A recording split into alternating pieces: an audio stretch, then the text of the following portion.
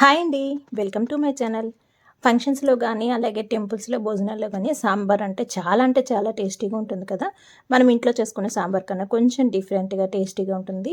ఆ సాంబార్తోనే రైస్ మొత్తం తినేయాలంత టేస్టీగా ఉంటుంది కదా. ఆ సాంబార్ని మనం ఇప్పుడు ఇంట్లోనే ప్రిపేర్ చేసుకుందాం. దీనికోసం 1 కప్పు కందిపప్పు, 1/2 కప్పు పెసరపప్పు తీసుకొని బాగా కడుక్కొని మెత్తగా ఉడికించేసుకోవాలి. అలాగే సాంబార్ కోసం ముక్కల్ని రెడీ చేసుకోవాలి. ఉల్లిపాయలు, సొరకాయ ముక్కలు, టమాటా, మునక్కాయ, క్యారెట్, పచ్చిమిర్చి, దోసకాయ, వంకాయ ముక్కలు, వీటిని బెండకాయ ముక్కలు, వీటిని బాగా చిన్న సైజు కాకుండా కొంచెం పెద్ద పెద్ద ముక్కలుగా అయితే కట్ చేసుకోవాలి.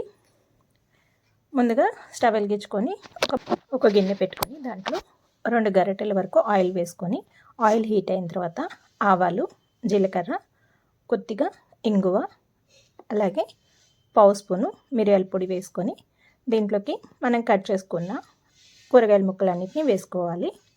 ఉల్లిపాయ ముక్కలు, సొరకాయ, పచ్చిమిర్చి ఇవన్నీ కూడా కొంచెం కొన్ని ముక్కలుగా కట్ చేసుకోండి. ఎక్కువ ముక్కలు అవసరం లేదు. అన్ని ముక్కలు వేసుకొని ఈ నూనెలో కలుపుకొని బాగా మగ్గనివ్వాలి. ఈ ముక్కలకి సరిపడా కొద్దిగా ఉప్పు అయితే వేసుకుంటున్నాను. అదేవిధంగా కొంచెం పసుపు వేసుకొని ముక్కలు నూనెలో మెత్తగా మగ్గే వరకు కుక్ చేసుకోవాలి. ఇక్కడ నేను సపరేట్గా వాటర్ ఏమి యాడ్ చేయటం లేదు. ఆయిల్లోనే ముక్కలన్నీ వేసేసుకొని మూత పెట్టేసుకొని ఉడికించుకుంటున్నాం. ఆయిల్లోనే చక్కగా మగ్గుతాయి. చింతపండు కొద్దిగా నానబెట్టుకొని రసం తీసుకోవాలి. మనం ఉడకపెట్టుకున్న పప్పు మెత్తగా మెదుపుకొని దాంట్లోకి కారం, మనం చింతపండు రసం తీసుకున్నాం కదా, ఆ చింతపండు రసం, 1 కప్పు వాటర్ బాగా కలిపేసుకోవాలి. మనం వేసుకున్న కారం, చింతపండు రసం, ఈ పప్పు బాగా కలిసే విధంగా కలుపుకోవాలి.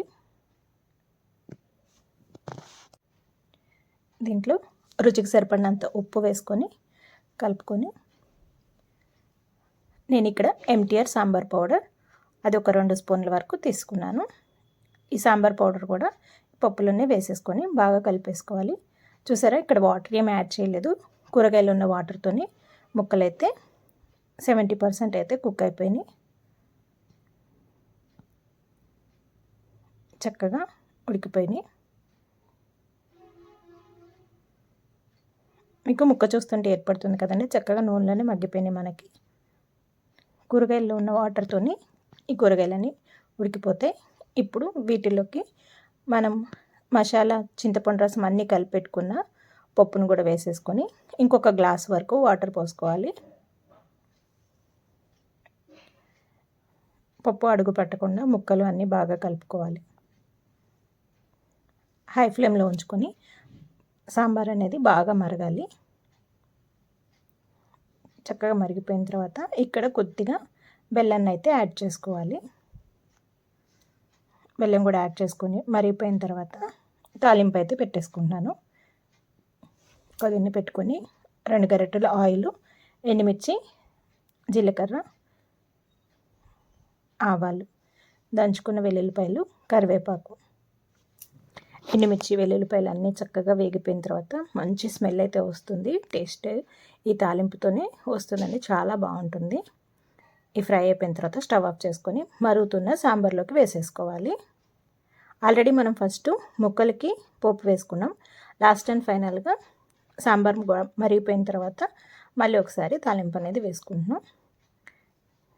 ఈ విధంగా కొంచెం చిక్కగా దగ్గరికి అయ్యే వరకు మరిగించుకొని కొత్తిమీర కూడా వేసుకొని స్టవ్ ఆఫ్ చేసుకొని సర్వ్ చేసుకుంటే భోజనాల్లో వాటిలో ఉండే టేస్ట్ సాంబార్ అయితే రెడీ అయిపోతుందండి. దీనికి నేను సైడ్ డిష్గా కాకరకాయ మసాలా ఫ్రై కూడా ప్రిపేర్ చేశాను. కాకరకాయ ఫ్రై కూడా చాలా బాగా వచ్చింది. స్పైసీగా టేస్టీ కాకరకాయ ఫ్రై నెక్స్ట్ వీడియోలో అయితే అప్లోడ్ చేస్తాను. ఎంతో టేస్టీగా సాంబార్ అలాగే కాకరకాయ ఫ్రై రెడీ.